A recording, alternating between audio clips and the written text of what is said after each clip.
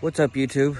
It's Jeff Mojo here, and I am currently on my daily walk, which means I'm going to be talking a little bit about health. I actually walk roughly 1 mile to 2 miles a day, just to build that momentum.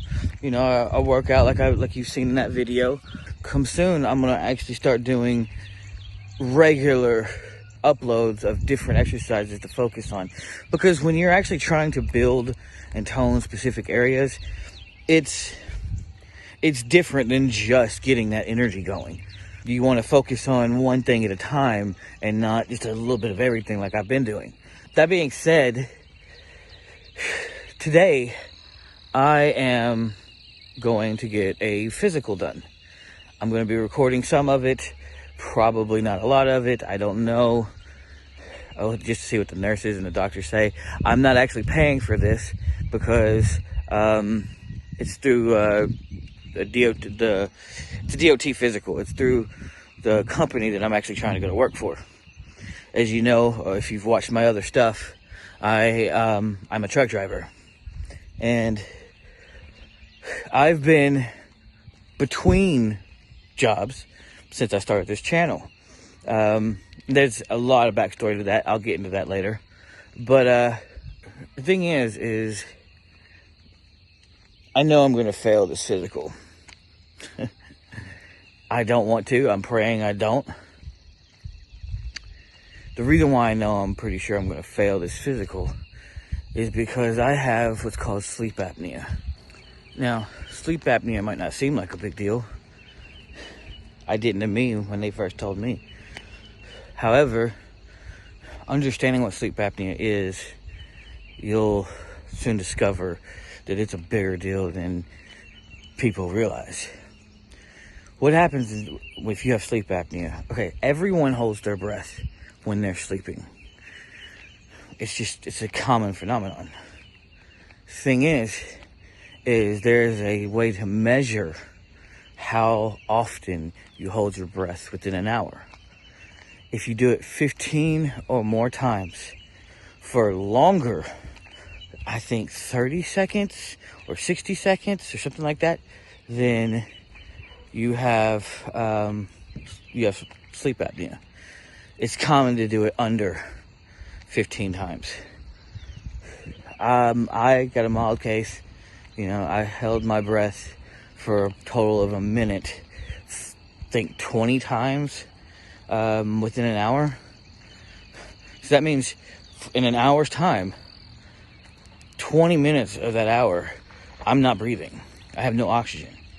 So what happens is one, I'm not getting enough rest when I'm sleeping. And the reason why they require this information during a DOT physical is because if I'm not getting good sleep and I'm driving behind the wheel of an 80,000 pound trailer, I could do some damage.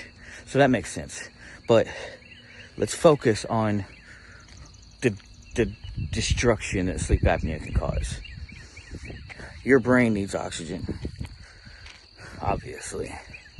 And when you're asleep and you're holding your breath for a quarter, a half of an hour, every single hour for the 8, 7, 12 hours you sleep, your brain is missing half the amount of oxygen that it needs. This kind of situation over time is one of the major causes of dementia and Alzheimer's and other brain injuries that we're still trying to figure out how to fix. We can't do that. Fortunately, there's this machine called a CPAP machine. And what it is it goes in your nostrils or over your mouth or something along that line.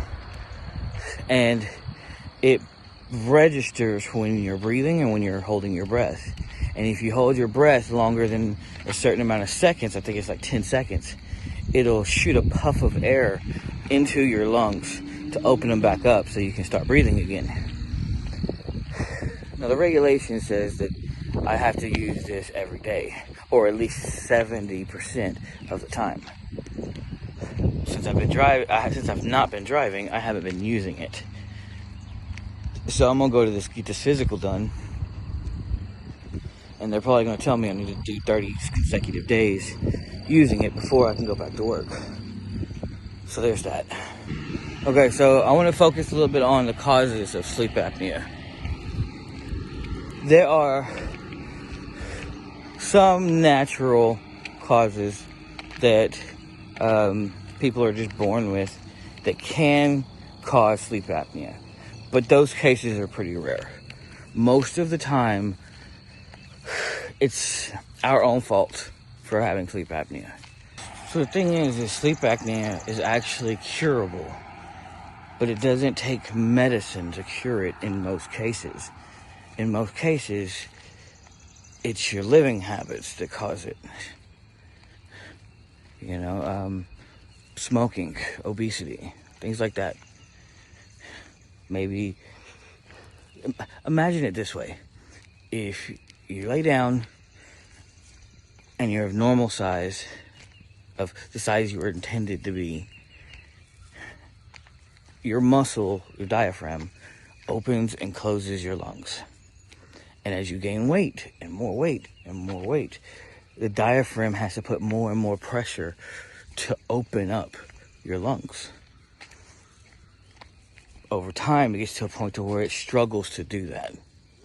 And when you're awake, you're actively forcing yourself to breathe. But when you lay down and you're asleep, you're not consciously able to do that. And so your diaphragm stops working. It doesn't have the strength to open and close your lungs. And you sit there and hold your breath until your brain is so deprived from oxygen that you actually have to gasp to catch any air.